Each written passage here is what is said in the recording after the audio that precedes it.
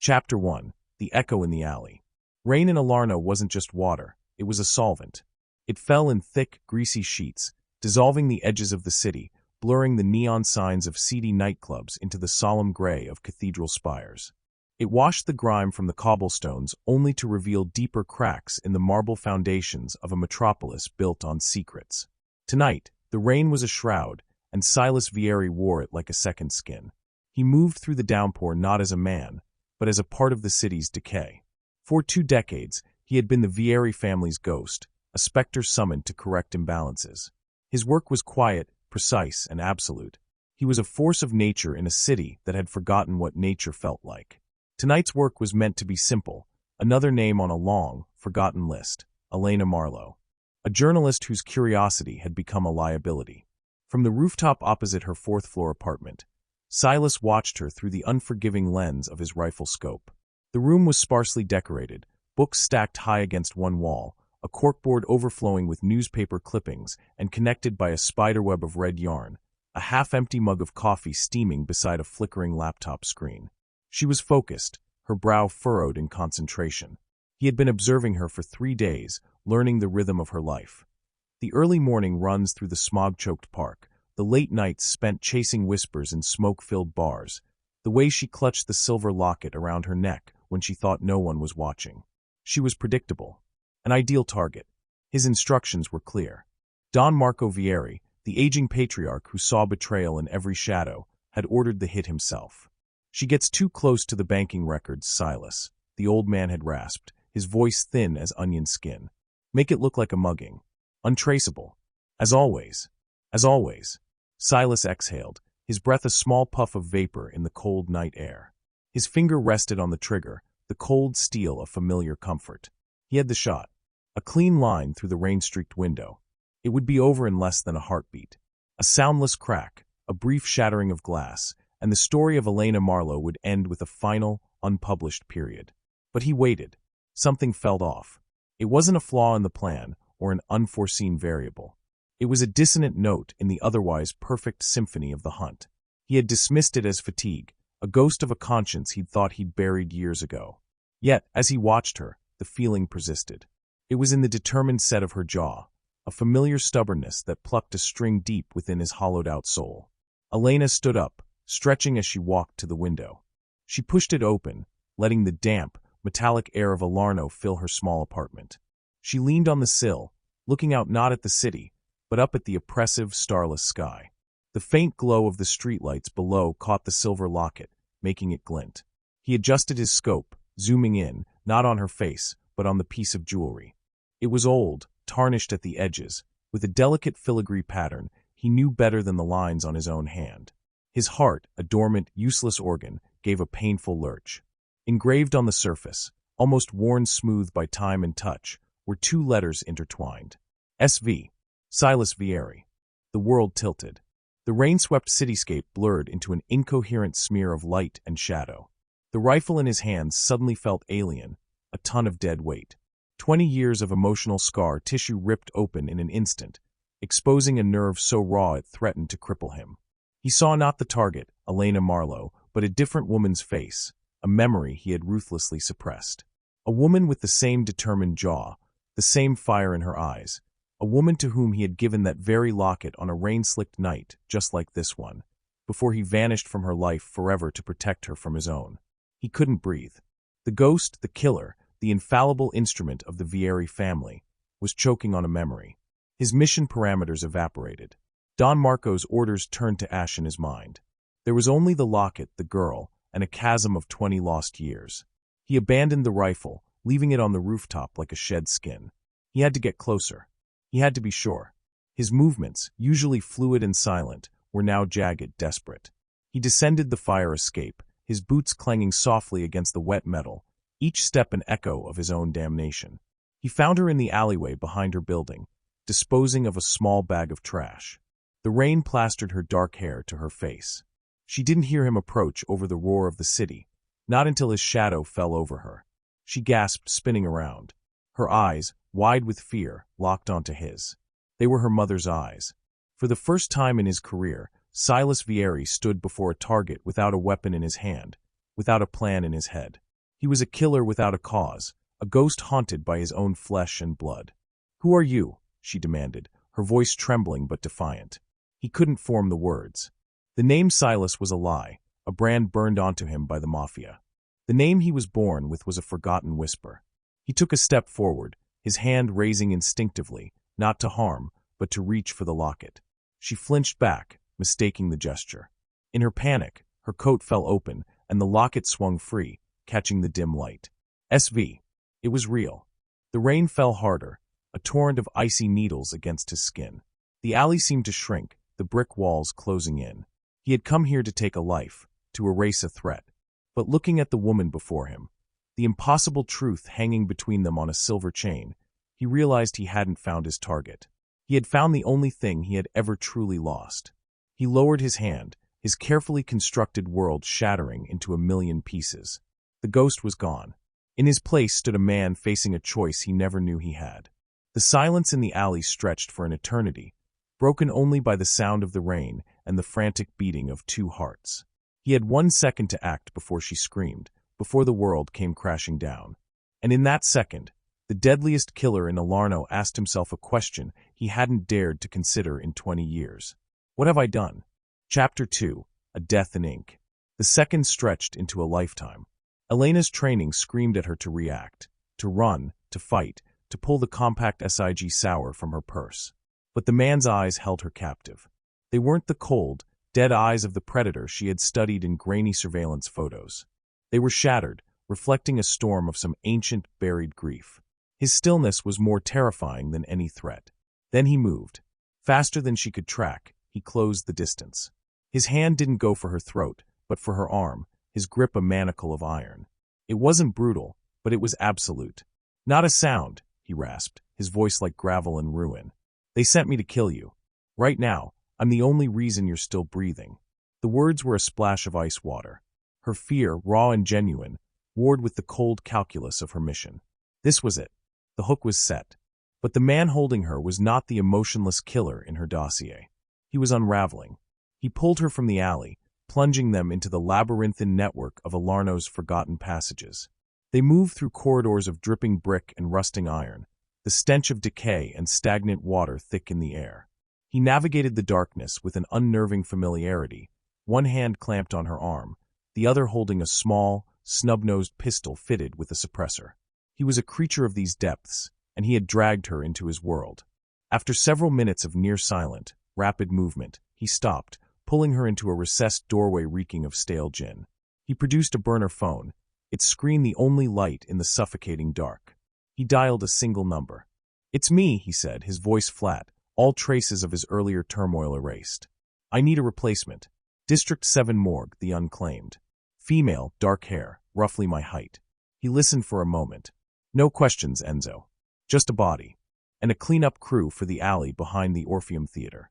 Make it look like a botched robbery. Messy. My usual fee, plus a bonus for the silence." He ended the call, and the phone went dark, plunging them back into blackness. Elena's blood ran cold. He was faking her death. The efficiency was breathtaking, the casual ordering of a human body a chilling display of the power he wielded. He was arranging the pieces of her murder with the same detached precision he would have used to carry it out. He started moving again, pulling her along. "We give them a body to find," he muttered, more to himself than to her. "A body with your name on it." They emerged in another alley, this one filthier, piled high with overflowing dumpsters. A black sedan with tinted windows was already waiting, its engine idling silently in the rain. A short, nervous man in a cheap suit, Enzo, scurried out of the driver's side. He avoided looking at Silas, his eyes fixed on the ground. The back door opened, and 2 men deposited a body bag onto the wet pavement with a sickening thud. Silas didn't acknowledge them. He unzipped the bag. Elena forced herself to look. The woman inside was a stranger, her face pale and empty, her features vaguely similar to her own in the gloom. A tragic, anonymous casualty of the city. Without a word, Silas reached into Elena's coat pocket and pulled out her wallet. He removed her press credentials and driver's license, tucking them into the dead woman's pocket. He worked with a grim, practiced economy of motion that made Elena's stomach turn. This was his art form. He paused, his gaze falling on the locket still around Elena's neck. He looked from it to her, his expression unreadable. For a heart-stopping moment, she thought he would demand it. Instead, he reached into his own pocket and produced an identical chain, though this one was empty, its clasp broken. He fastened it around the dead woman's neck, tucking it under her collar. A spare. He had come prepared to plan a copy. The thought that he carried a replica of his own past with him was a detail so perverse, so unexpectedly personal, it shook her more than the corpse at her feet. He zipped the bag closed. "Leave it for the morning patrol to find," Silas ordered Enzo. "The story as she fought back. Make sure the scene tells it." Enzo nodded wordlessly, and his men dragged the body into the deepest shadows of the alley before melting back into the car and disappearing into the night. Now they were truly alone. The ghost and the woman he was supposed to make a ghost. Silas turned to her, the rain dripping from his haggard face. The professional mask was gone again, replaced by that raw, haunted look. "We need to go. Somewhere they won't think to look. Somewhere I haven't been in 20 years. He led her not to a car or a safe house, but to a grated manhole cover in the street. He lifted the heavy iron disc with a grunt, revealing a dark, circular void.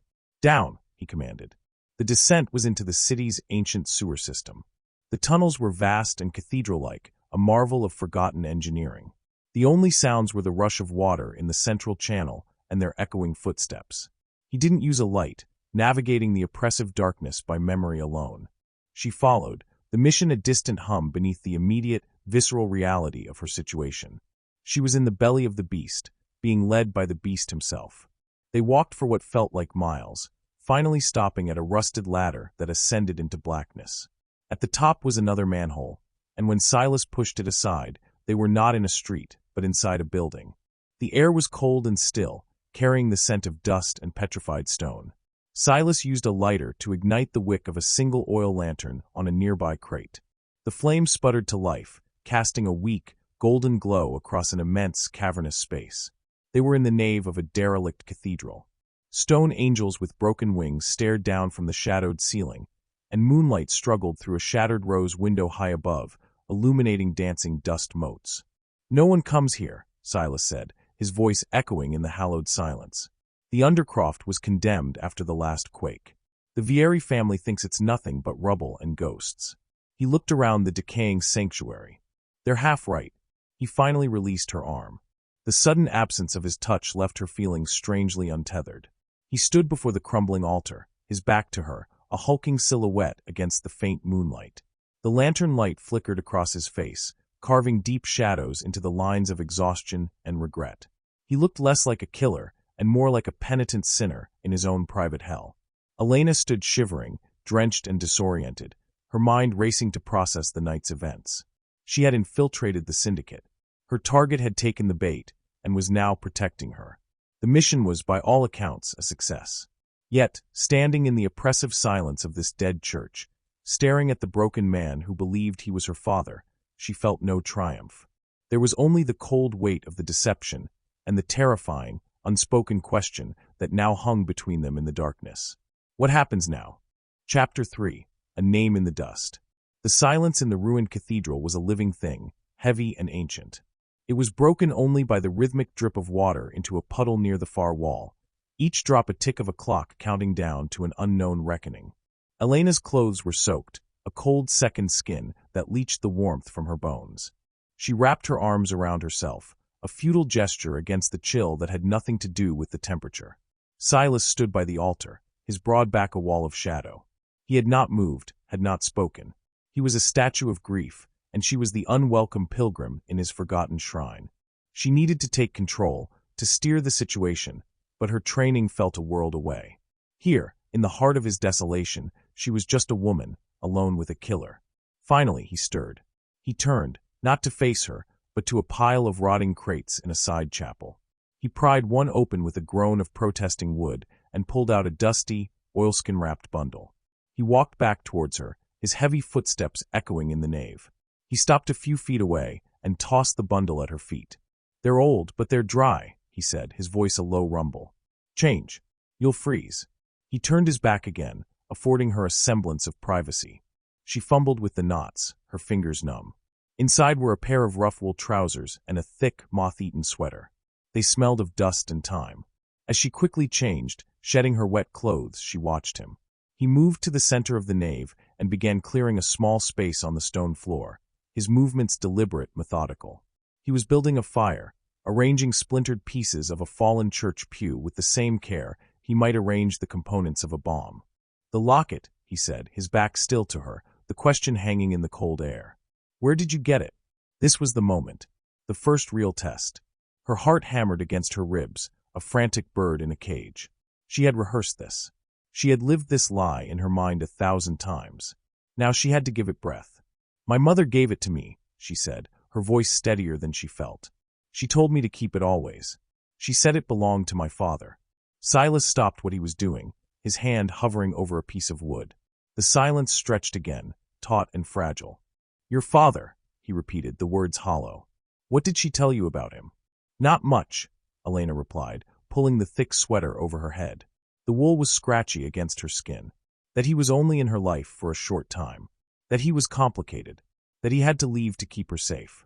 She clutched the locket, the cold metal a talisman for her deception. "She never told me his name." Silas placed the last piece of wood on the pile. He struck a match, the sudden flare of light illuminating his face. It was a landscape of profound weariness, his eyes dark pits of memory.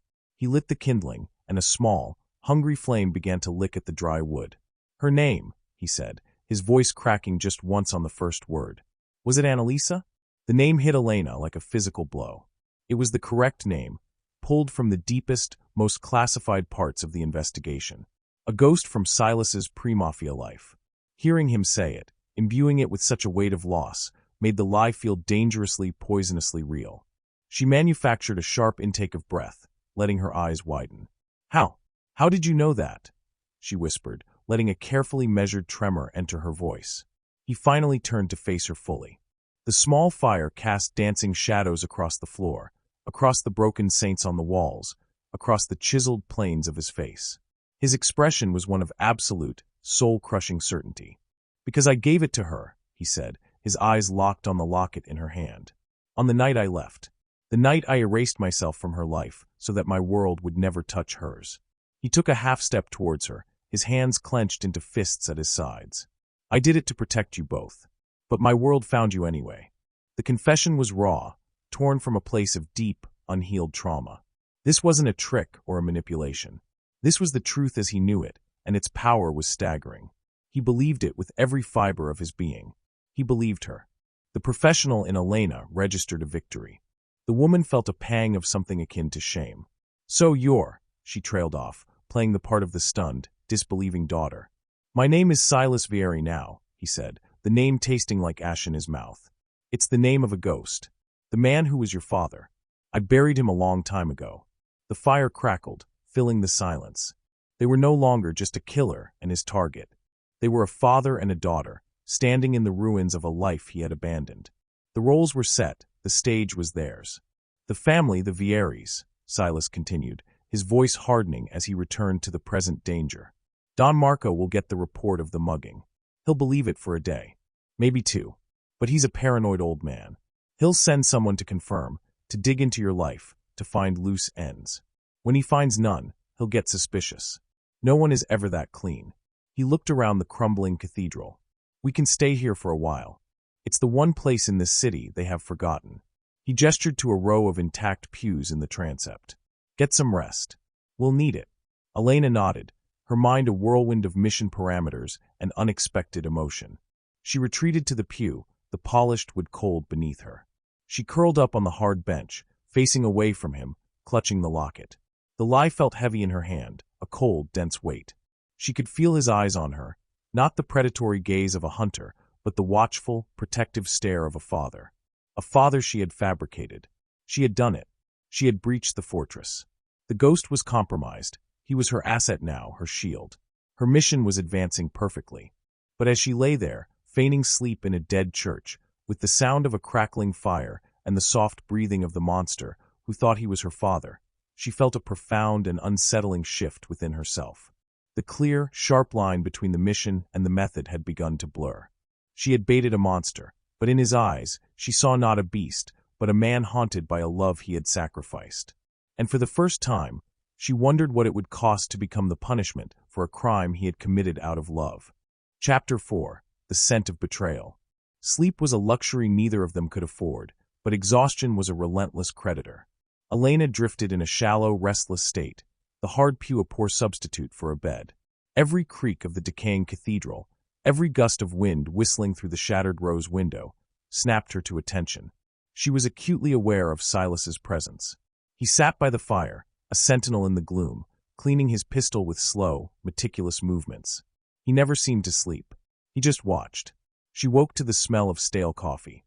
A sliver of gray morning light pierced the darkness, illuminating the dust motes in the air like a host of tiny, restless spirits.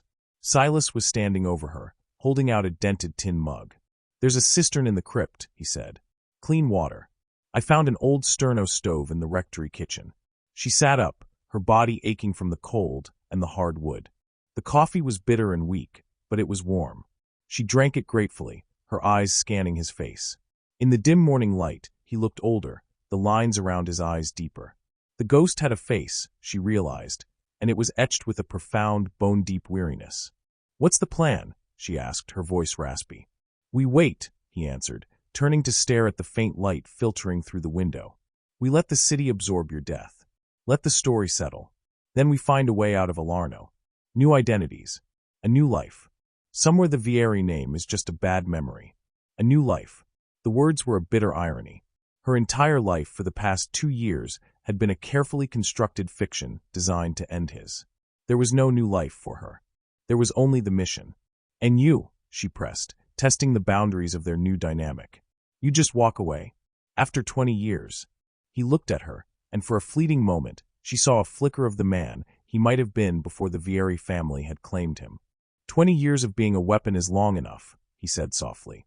"I thought I was burying my past. I didn't realize I was burying my soul along with it." He gestured vaguely at the crumbling sanctuary. "Finding you, it's like digging up a part of myself I thought was dead and gone." The sincerity of his words was a physical weight. He was rewriting his own history around the lies she had fed him, and every word he spoke, every confession he offered, was another thread in the web she was weaving. It was a web that was beginning to feel less like a trap for him and more like a cage for them both. They spent the day in the suffocating silence of the Undercroft. Silas showed her the hidden passages, the secret routes that connected the cathedral to the city's underbelly.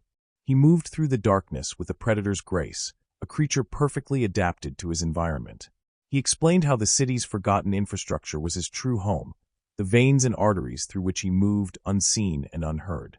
He was teaching her how to be a ghost.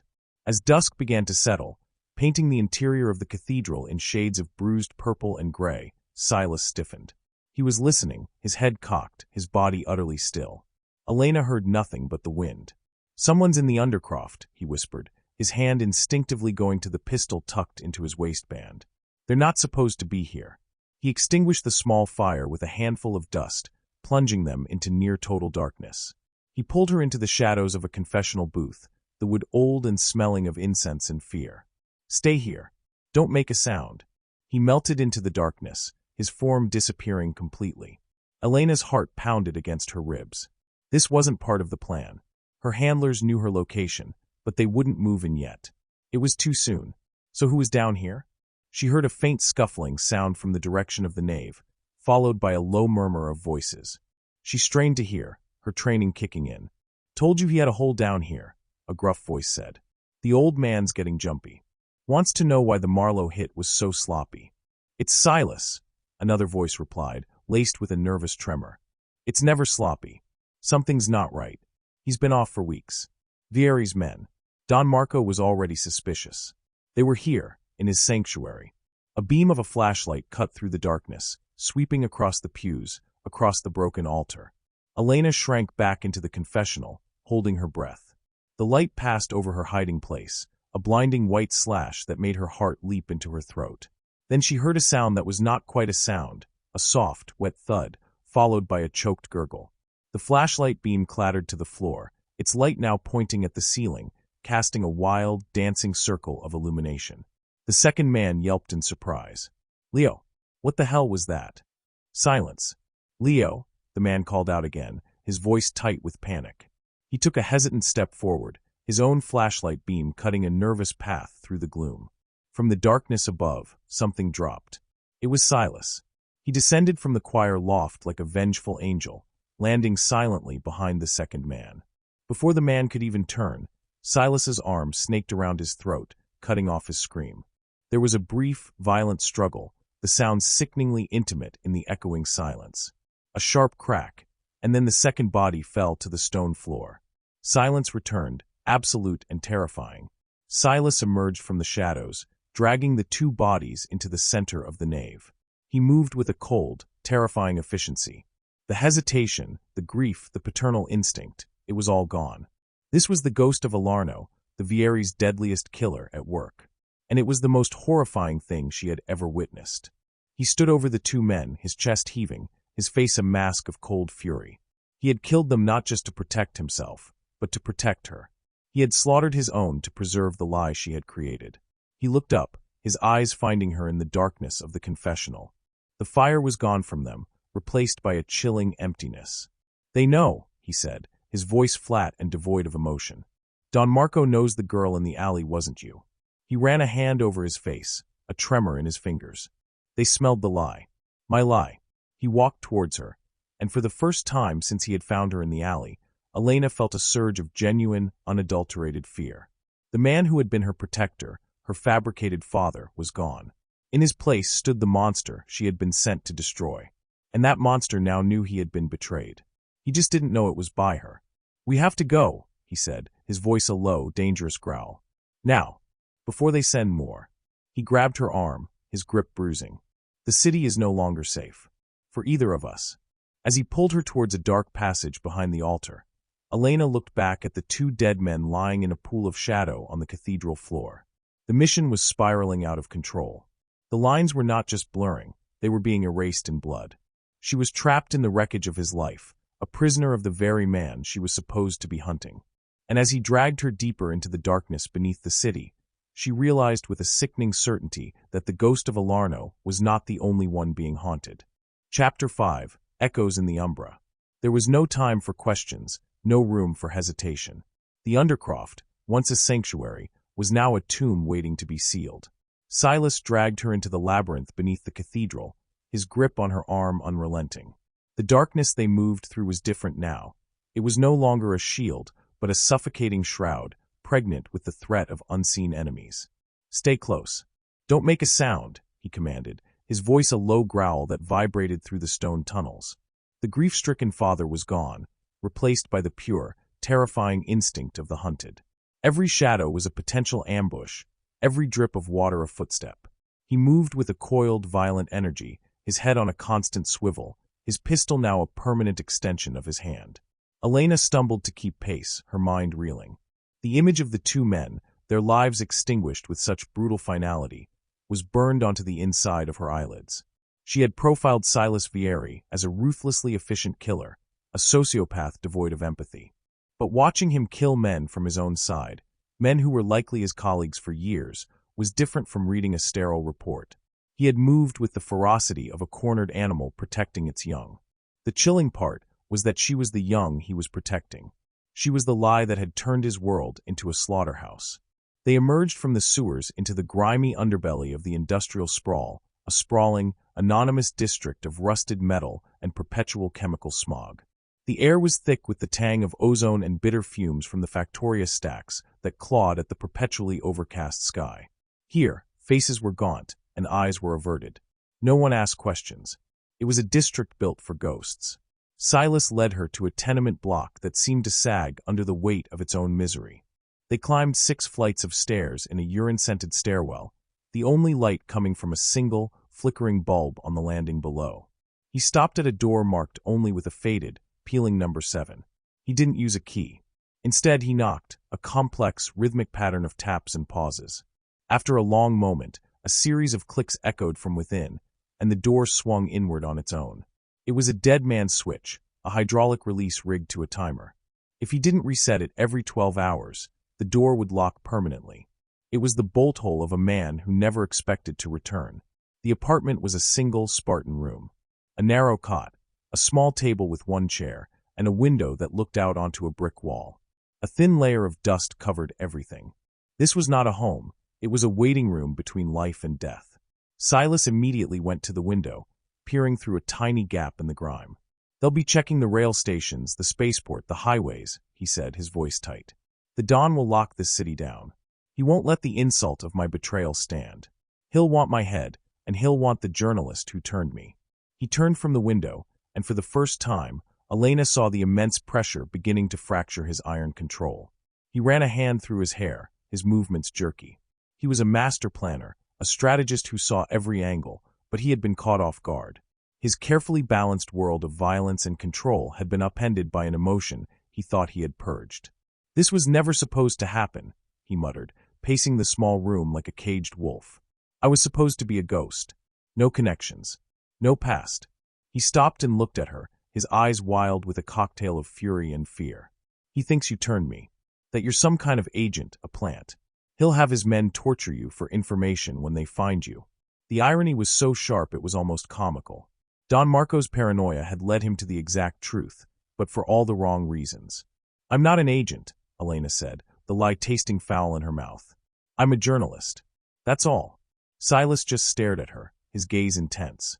"It doesn't matter what you are," he said, his voice dropping to a dangerous whisper. "It only matters what he thinks you are. And right now, he thinks you're the reason his best man has gone rogue." He looked away, his shoulders slumping slightly. "I brought this on you. My past, it finally caught up." He walked into the small, grimy bathroom and turned on the shower. The sound of rushing water filled the tense silence. It was the first time he had left her side. The first opportunity she'd had in nearly 24 hours. Her training took over instantly.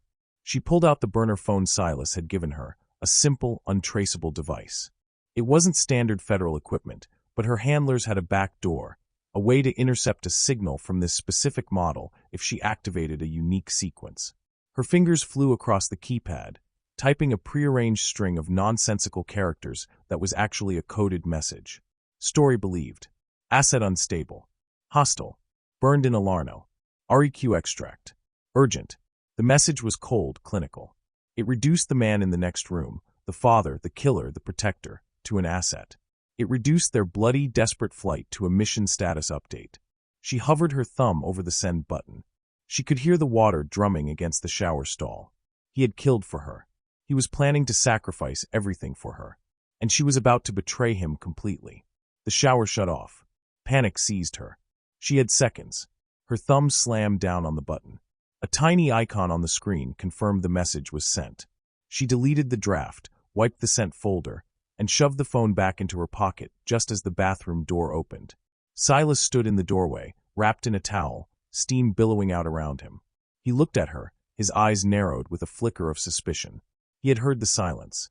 "What are you doing?" he asked, his voice quiet, laced with a new, sharp-edged paranoia. Elena's heart was a trip hammer in her chest.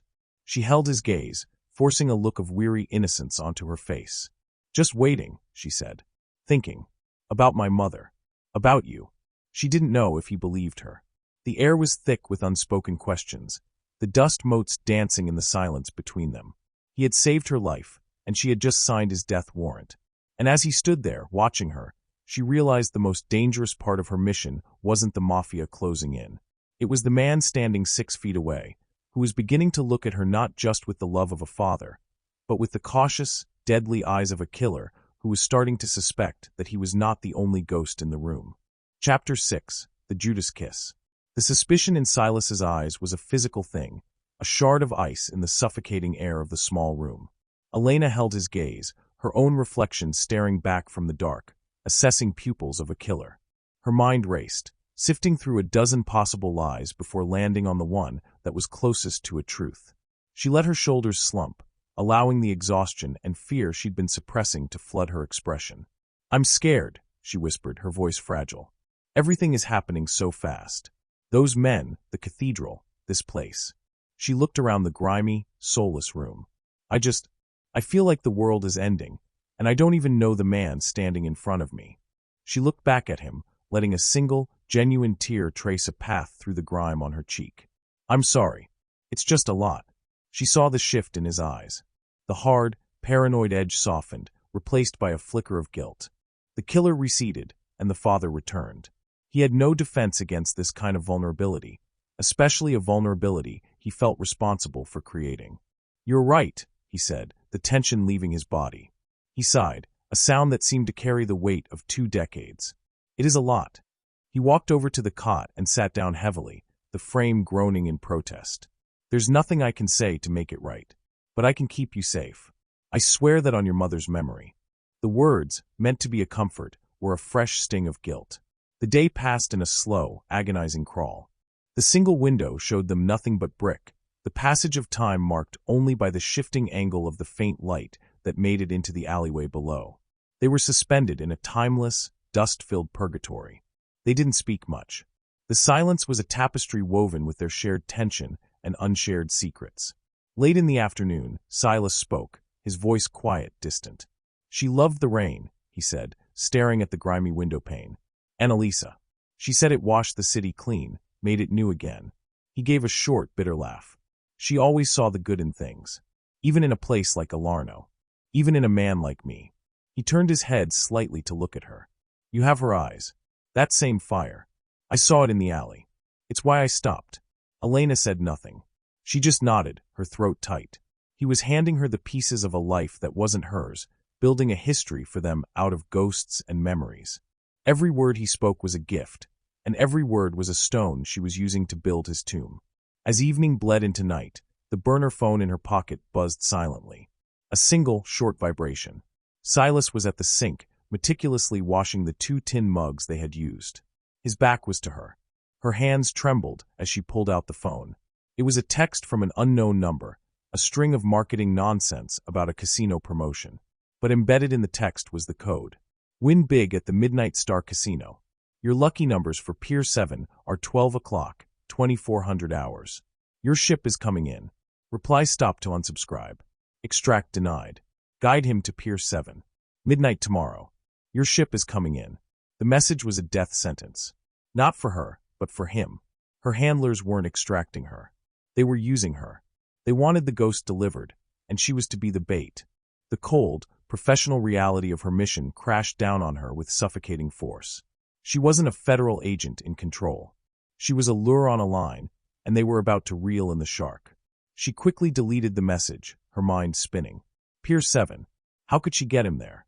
It had to be his idea, or at least, he had to believe it was. Later, as a fragile quiet settled over the room, Silas passed her a lukewarm can of stew he'd found in a cupboard. It was the first real food either of them had eaten. He watched her as she ate, a strange, paternal softness in his gaze. "When we get out of this," he said, his voice barely a whisper, "we'll go somewhere quiet. A place with no memory. We can start over." He was offering her a future, a dream of redemption built entirely on her lie. In that moment, looking at the weary hope in the eyes of the Mafia's deadliest killer, Elena Marlowe felt her own soul begin to fracture. She finished the stew and stood up, walking to the window. She feigned an interest in the sliver of city visible between the buildings. An idea, desperate and dangerous, took root. She waited another hour, letting the silence stretch until it was taut. Then, she turned from the window, her face a mask of dawning, hesitant hope. "Silas," she began, her voice carefully pitched. "The freighter horns. I've been timing them. There's a pattern. One leaves every night, just after midnight, from the industrial docks." She took a breath, selling the lie. "When I was investigating the syndicate's shipping network for my articles, I learned about the unregulated cargo runners that leave from the old piers. They take anything, anyone. No questions asked. As long as you can pay." She let the information hang in the air. He looked up at her, his expression unreadable. He was processing, analyzing. She could see the gears turning in his mind, weighing the risks, the possibilities. She took a step towards him, her heart pounding a frantic, traitorous rhythm against her ribs. This was it. The point of no return. The Judas kiss. "I think I know a way out," she said, her voice filled with a desperate, manufactured conviction. "Pier 7. They won't be looking for us there. It's too chaotic, too public.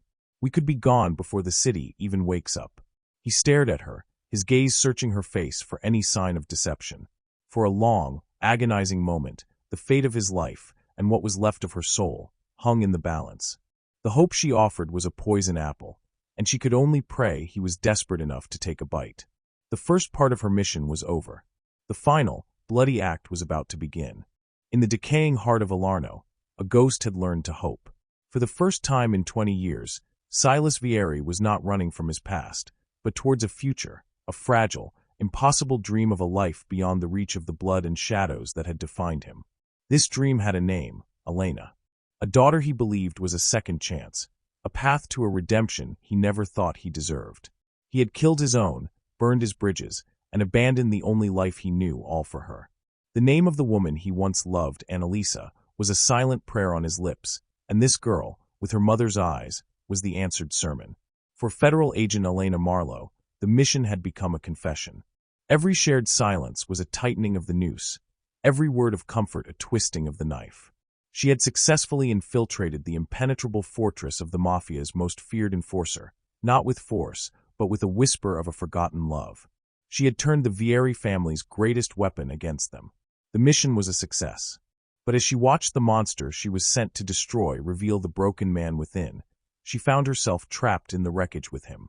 Her greatest victory was becoming her own personal damnation. Their path is now set, a final, desperate flight through the city's dark veins towards the cold, brackish waters of Pier 7.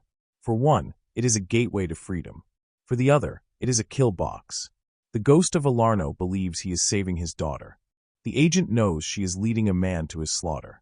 As they step back into the rain-slicked streets of the city that owns their souls, the most dangerous question is not whether they will survive the night, but what will be left of them when the truth finally comes to collect its due.